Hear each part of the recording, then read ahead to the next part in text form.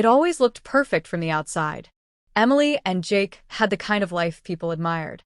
The house in the suburbs, the occasional beach vacations, the carefully curated smiles for every holiday photo.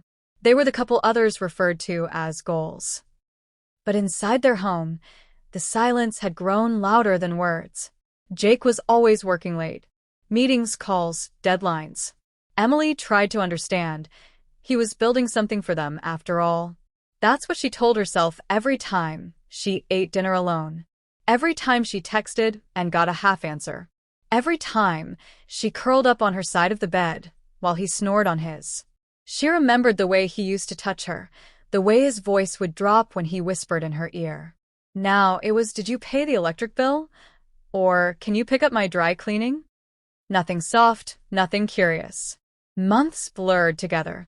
Love turned into a calendar of obligations. She smiled through it, hoping it was just a phase. But that ache in her chest didn't go away. It deepened when Jake started forgetting things, like her work presentation, the one she'd prepared for weeks. Or their anniversary. He brought home store-bought flowers 2 days late, claiming he got the date mixed up. She thanked him. She didn't want to fight. She was too tired. She didn't want more. She just wanted to feel like she mattered again. Then came the corporate gala. Jake was supposed to be her date. He canceled an hour before. Emergency meeting. She went anyway, not because she wanted to, but because sitting home in a silk dress sounded worse. That night, she stood in a room full of polished strangers, holding a glass of wine and wearing a smile she didn't feel. Everyone seemed to be talking in circles about money, deals, promotions. No one really saw anyone. Until someone did. He wasn't familiar, but his eyes lingered, not in the way that made her uncomfortable, but in the way that made her remember she was still a woman. Not just someone's wife. They didn't speak that night, not really. A nod. A passing smile. But the way he looked at her stayed with her longer than the compliments she used to get.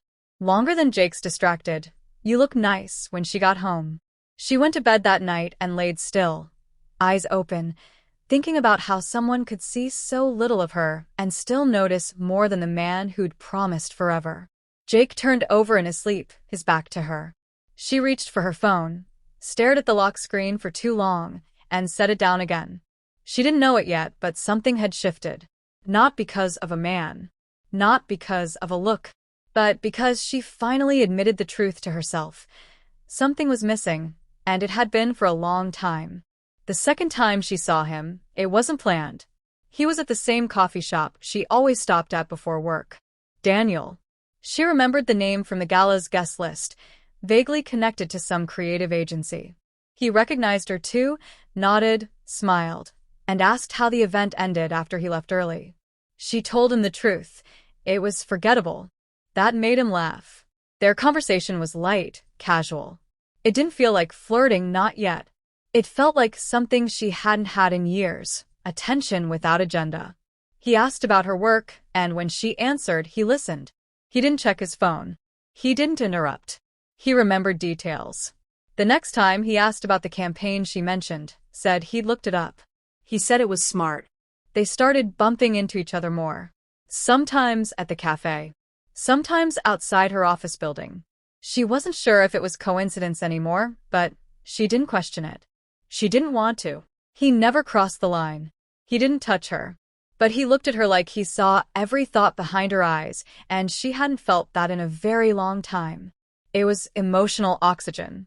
It didn't matter that it wasn't physical. It mattered that it made her feel alive again. She started dressing with more intention. Not for him. She told herself, for herself. Her lipstick got brighter. Her laugh came back in small pieces. Jake noticed, but barely. He said she seemed lighter, like it was a phase. She smiled and let him believe it. Then came the late-night messages. They started as jokes, shared memes, comments about the chaos of their industries. Then deeper ones. About purpose. About loneliness. She told him she felt invisible sometimes. He didn't try to fix it. He just said he understood. That it made sense. That someone like her should never feel that way. He never spoke Jake's name, but the shadow of her marriage hung between every line they didn't say. She was careful. She deleted messages. She never saved his number. But every ping made her pulse quicken. Every reply made her wait for more. She told herself it wasn't wrong. She hadn't done anything. They hadn't done anything.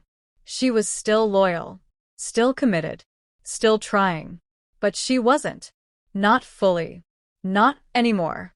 The night it changed, they were walking after a meeting they both attended downtown. It started to rain, and they stood under a small overhang, too close. Her hand brushed his. He didn't move. She didn't either. Her breath caught in her throat, and he just looked at her, quiet, intense, like he was waiting for her to decide. She stepped back, apologized, said goodbye. But her mind didn't leave the moment, not even when she got home, not even when Jake kissed her cheek like nothing had shifted. She lay in bed that night, staring at the ceiling, knowing she had just taken her first real step away. She wasn't falling for Daniel. She was falling out of her life. And for the first time in years, she didn't want to stop. It happened on a Thursday. They were both scheduled to attend a creative retreat out of town, 3 days, a quiet resort, plenty of time to recharge and collaborate. She told Jake about it weeks in advance. He barely looked up from his laptop, mumbled something about being swamped. He didn't ask who was going, didn't ask if she wanted company. She packed her bag with a strange mix of nerves and certainty. The first day passed without anything crossing the line. Group activities, team meals, polite laughs. But at night, the walls between them thinned. Daniel knocked on her door, holding 2 glasses of wine. Said the bar was loud. Said he didn't want to be around people anymore. She hesitated for a second, then opened the door. They talked for an hour. Then 2. Then he said her name, slowly, like it meant something. She looked at him and said nothing. He leaned in and she didn't stop him. She didn't flinch. When their lips met, it wasn't wild. It was quiet, intentional, like closing a door she'd been holding open for too long. It wasn't about Daniel. It was about being seen, being chosen, being touched with care. They didn't speak afterward, just laid next to each other in silence. She didn't feel dirty. She didn't feel triumphant. She felt like someone had finally handed her back a version of herself she thought was gone. The next morning, she smiled without effort. She felt lighter, but it wasn't joy, it was release. A part of her knew the cost was coming, but she wasn't ready to calculate it yet. She returned home 3 days later. Jake didn't notice the shift. He kissed her like always, distracted and brief. She unpacked without meeting her own eyes in the mirror. The affair didn't end there. It became a pattern. Messages, excuses, private meetings. Every time they met, it felt like stepping out of her own life. Daniel never asked her to leave Jake. He never made promises. And that made it easier to keep going. Jake started noticing small changes. The way she smiled at her phone. Her sudden schedule conflicts. He asked once, "Is there something I should know?" She said no. Looked him in the eye. Lied with practiced ease. Guilt hit later, always later, when she was alone. When the silence grew heavy again. One night, Jake surprised her. He came home early with her favorite takeout and a movie queued up. She sat beside him, forcing herself to stay present. He reached for her hand, and she flinched before quickly recovering. He didn't say anything, but something shifted in his eyes. A flicker of doubt. That night, while Jake slept beside her, she stared at the ceiling. She wondered when exactly she stopped loving him, or if she ever really had. Maybe it was never love. Maybe it was safety disguised as affection.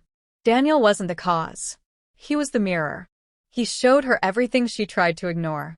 And now, nothing felt like home. Jake found out on a Sunday. She had left her phone on the kitchen counter while stepping out for groceries. A message popped up. Not a name, just a few words too intimate for any excuse. When she walked back in, the silence was heavier than usual. He held her phone out, face up, no words. She froze. He asked one question. How long? She didn't lie. She told him the truth. A few months. It was the only part she could say without choking. He didn't yell. He didn't break things. That would have been easier. Instead, he sat down, looked at her like a stranger, and said quietly, "So that's what I've been feeling." She tried to explain, but every word sounded like blame. It wasn't about Jake failing. It wasn't about Daniel being better. It was about something missing in her long before either of them noticed. She said she was lonely, that she needed something she couldn't find in their house anymore. He asked if she loved him. She didn't answer. He packed a bag that night. No drama. Just a note on the counter. "I need space to decide if this is forgivable." She watched him drive away and didn't cry. Not immediately. It came later, in the middle of the night, when the bed felt too big and the silence turned sharp. Daniel reached out, asked if she was okay. She didn't reply. It wasn't his mess to fix. And now it didn't matter. He had been a spark, not a future. A symptom, not the cure. She knew that now. There was never a version of this story where they ended up together. Days turned into weeks. No word from Jake. Friends noticed her pulling away, asking vague questions she dodged with practiced smiles. The shame crept in slowly, not from the act, but from what it revealed. She had built a life on roles. Wife, professional, partner. But none of it had roots deep enough to hold when the storm hit. She started therapy, not to justify what she did, but to understand it. To look in the mirror without flinching. For the first time, she didn't search for villains or victims. She accepted her part. The silence, the detachment, the choice to seek instead of speak. Jake came back after a month. Not to reconcile, but to talk. They sat across from each other, raw and tired. He asked again, "Do you love me?" She said, "I don't know." It hurt more than any betrayal, but it was honest. He nodded, and this time he cried. There was no clean ending. No dramatic decision. Just two people acknowledging that love isn't always enough, especially when it goes unattended for too long. He left again, not out of anger, but clarity. She stood alone, not shattered, but stripped. Everything she thought mattered had been tested, and what remained was a version of herself she hadn't met before, flawed, honest, and finally awake. It wasn't bigger because it was forbidden. It was bigger because it forced her to feel. And now, she couldn't forget what that felt like.